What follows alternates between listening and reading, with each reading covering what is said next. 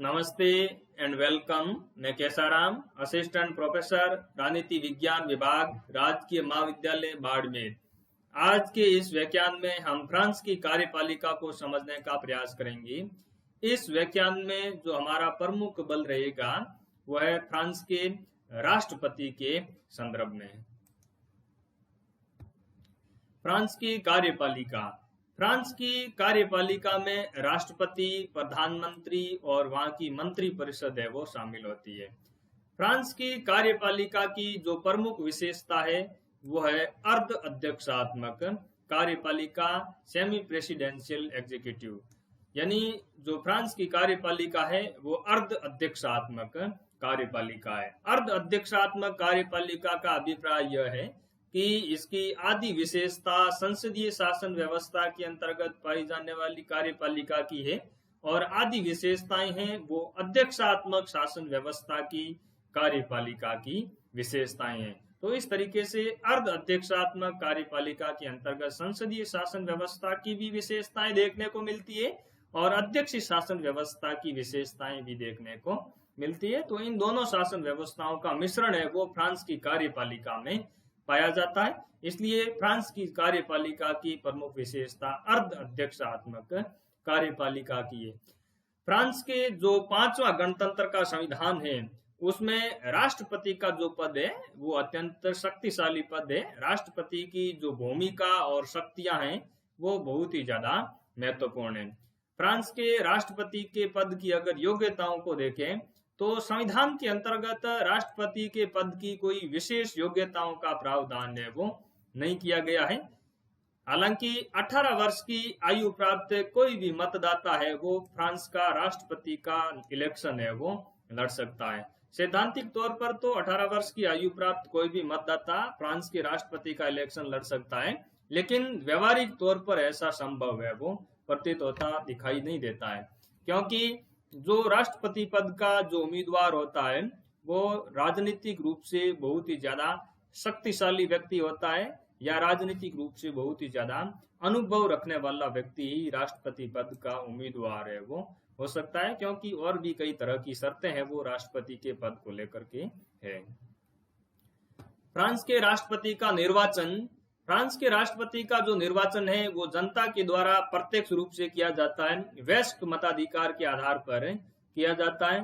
France में France के नागरिकों को 18 वर्ष की जो आयु प्राप्त नागरिक है उनको वोट देने का अधिकार है वो दिया गया है।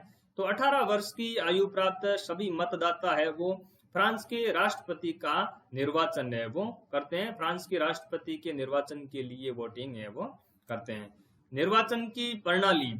निर्वाचन की अगर प्रणाली की बात की जाए तो फ्रांस के राष्ट्रपति के निर्वाचन के लिए सेकंड बैलेट सिस्टम, द्वितीय मतपत्र प्रणाली को अपनाया जाता है, जिसे 2 राउंड वोटिंग सिस्टम भी कहा जाता है।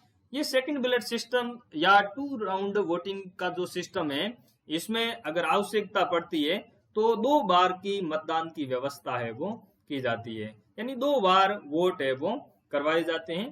पहली बार जब वोटिंग करवाई जाती है, पहला जो वोटिंग होता है उसमें जिस उम्मीदवार को अगर बहुमत प्राप्त हो जाता है, स्पष्ट बहुमत प्राप्त हो जाता है, कुल वैध मतों का 50% से ज्यादा अगर मत प्राप्त हो जाते हैं तो उस उम्मीदवार को प्रथम मतदान में ही विजय घोषित कर दिया जाता है। लेकिन अगर किसी उम्मीदवार को पहले दौर की जो मतदान होता है उसमें अगर किसी को भी स्पष्ट बहुमत प्राप्त नहीं होता है तो किसी भी उम्मीदवार को विजेता घोषित नहीं किया जाता है और दूसरा मतदान है वो करवाया जाता है, यानी दूसरी बार मतदान करवाया जाता है। ये जो दूसरा जो मतदान है वो पहले मतदान के बाद में आने वाले दूसरे रविवार को करवाया जाता है। इस दूसरे मतदान के समय केवल 2 उम्मीदवार ही प्रत्याशी हो सकते हैं। ये 2 उम्मीदवार वो प्रत्याशी होते हैं जिन्होंने पहले मतदान में सबसे ज्यादा मत प्राप्त किए हो। तो ऐसे 2 उम्मीदवार दूसरे दौर के मतदान के अंतर्गत राष्ट्रपति पद के प्रत्याशी हो सकते हैं। और दूसरा जो दौर का मतदान होता है उसमें जो प्रत्याशी बहुमत प्राप्त कर लेता है उस उम्मीदवार को विजेता घोषित कर दिया जाता है। इसको एक उदाहरण के माध्यम से समझते हैं। 2017 का फ्रांस का राष्ट्रपति का जो इलेक्शन हुआ उसके रिजल्ट के माध्यम से इसको समझने का प्रयास करते हैं। पहले दौर का जो मतदान हुआ फ्रांस में वो हुआ 23 अप्रैल 2017 को।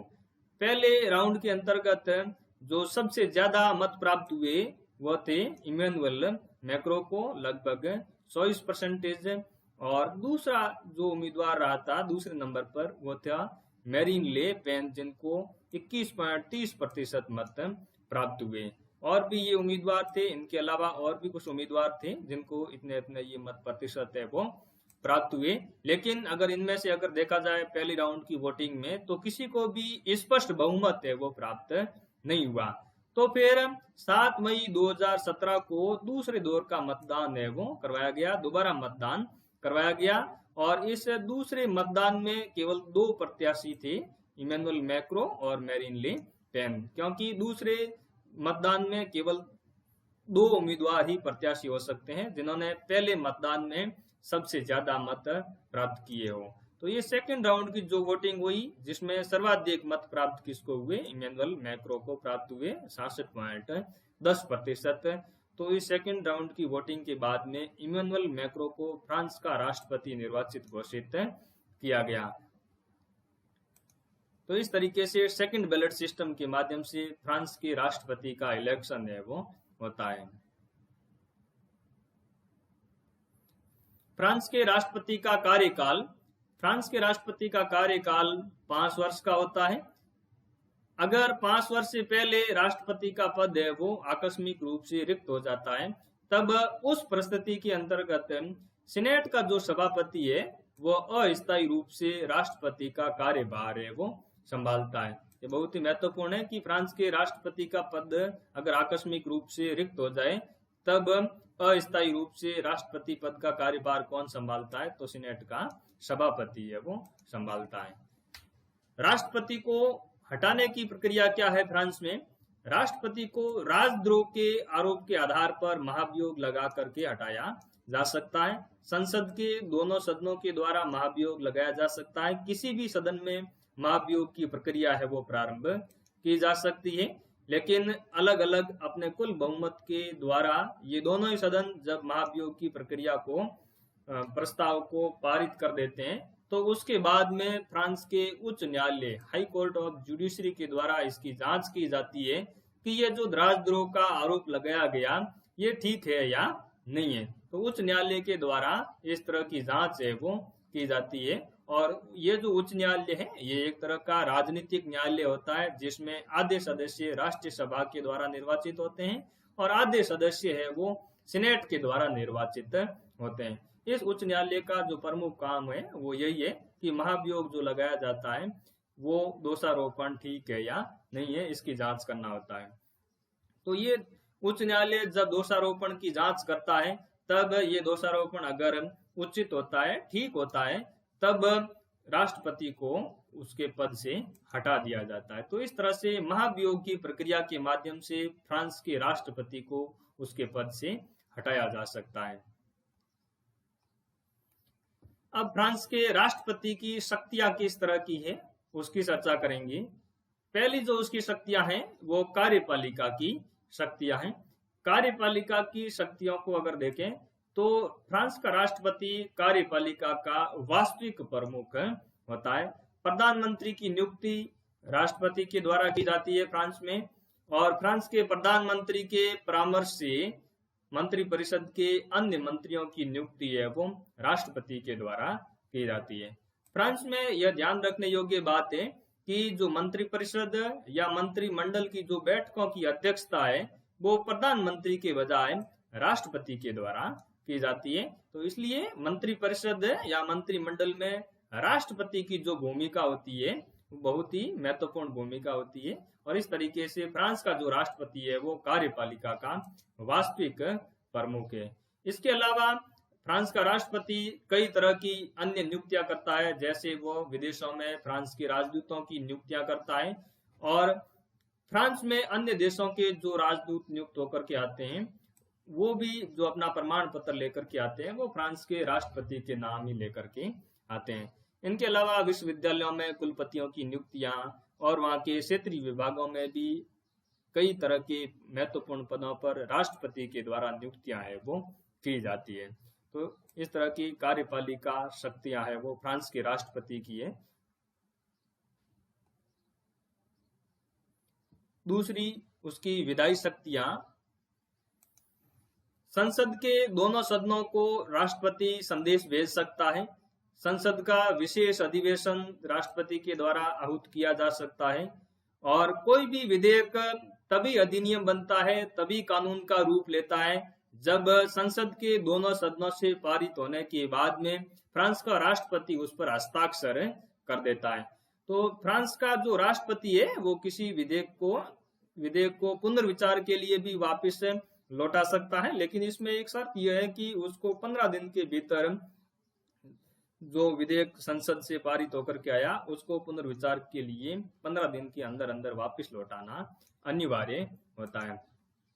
इसके अलावा फ्रांस का राष्ट्रपति है वो किसी विधेयक को जनमत संग्रह के लिए भी भेज सकता है। जब मंत्रिमंडल या संसद के दोनों सदनों के संयुक्त प्रस्ताव के आधार पर इस तरह की अनुशंसा राष्ट्रपति को की जाती है, तब राष्ट्रपति किसी विधेयक को जनमत संग्रह के लिए भी भेज सकता है। लेकिन राष्ट्रपति किसी विधेयक को जनमत संग्रह के लिए भेजे या नहीं भेजे, यह उसके स्वविवेक के ऊपर निर्भर करता है। वो जनमत संग्रह के लिए भेजने से मना भी कर सकता है। इसके अलावा संविधान संशोधन विधेयक को भी जनमत संग्रह के लिए भेज सकता है, यह उसके स्वविवेक के ऊपर निर्भर करता है। इसके अलावा फ्रांस का राष्ट्रपति जो संसद का पहला सदन है राष्ट्रीय सभा, उसको भंग करने की भी शक्ति रखता है। प्रधानमंत्री एवं दोनों सदनों के सभापतियों से परामर्श लेकर के वो राष्ट्रीय सभा को भंग कर सकता है। लेकिन यहाँ पर यह महत्वपूर्ण बात है कि राष्ट्रपति प्रधानमंत्री और दोनों सदनों के सभापति से परामर्श लेता है, लेकिन उनके परामर्श को मानना या न मानना यह राष्ट्रपति के ऊपर निर्भर करता है। राष्ट्रपति के लिए प्रधानमंत्री और दोनों सदनों के सभापतियों का परामर्श मानना है वो बाध्यकारी नहीं है। तो राष्ट्रीय सभा को भंग कर सकता है, लेकिन आपातकाल के समय राष्ट्रपति राष्ट्रीय सभा को भंग नहीं कर सकता।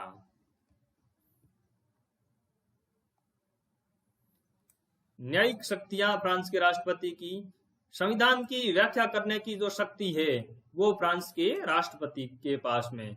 अमूमन हम ये देखते हैं कि किसी भी देश के का जो संविधान होता है उसकी जो व्याख्या करने की जो शक्ति है वो न्यायपालिका के पास में होती है, वहां के सर्वोच्च न्यायालय के पास में होती है। लेकिन फ्रांस में यह एक तरह की अनूठी व्यवस्था है। यहाँ पर जो संविधान की व्याख्या करने की जो शक्ति है वो आर्टिकल 5 के अनुसार फ्रांस के राष्ट्रपति के पास में। तो यहाँ पर जो संविधान की व्याख्या करने की जो पावर है वो किसके पास में? राष्ट्रपति के पास में। यह बहुत ही महत्वपूर्ण बात है।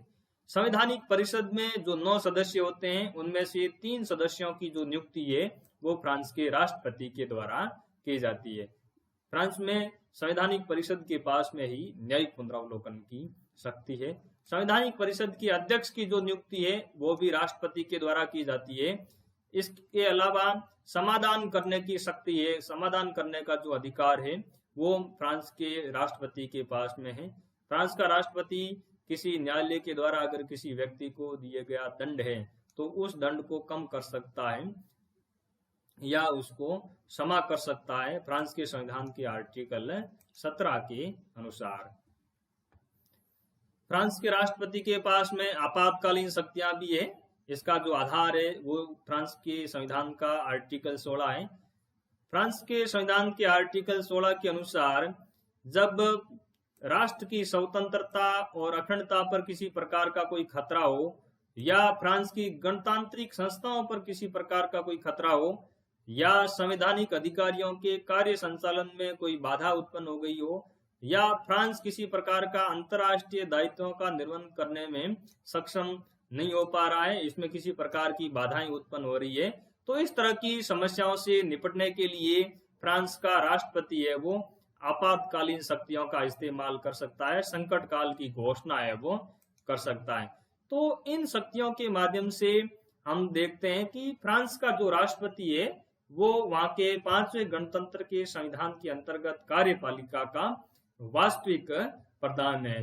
फ्रांस के राष्ट्रपति को कई तरह की स्वविवेकीय शक्तियां हैं वो प्राप्त है। कई शक्तियां ऐसी है जो कि वो प्रधानमंत्री और मंत्रिपरिषद की सलाह के आधार पर कार्य करता है।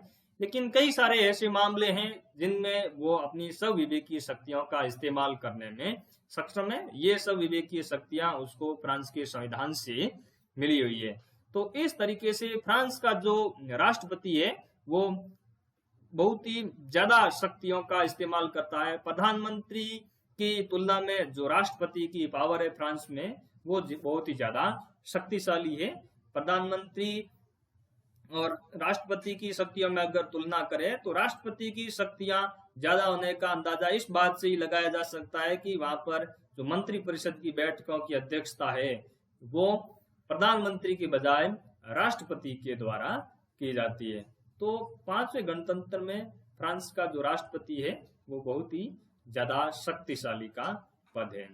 तो इस व्याख्यान में हमने फ्रांस की कार्यपालिका, विशेष रूप से राष्ट्रपति और उसका जो निर्वाचन, उसके निर्वाचन की प्रणाली, उसका कार्यकाल, उस पर महाभियोग की प्रक्रिया, राष्ट्रपति की शक्तियों, इन सभी को समझने का प्रयास किया। उम्मीद करता हूं कि यह व्याख्यान है वो आपके लिए काफी मददगार सिद्ध होगा। धन्यवाद।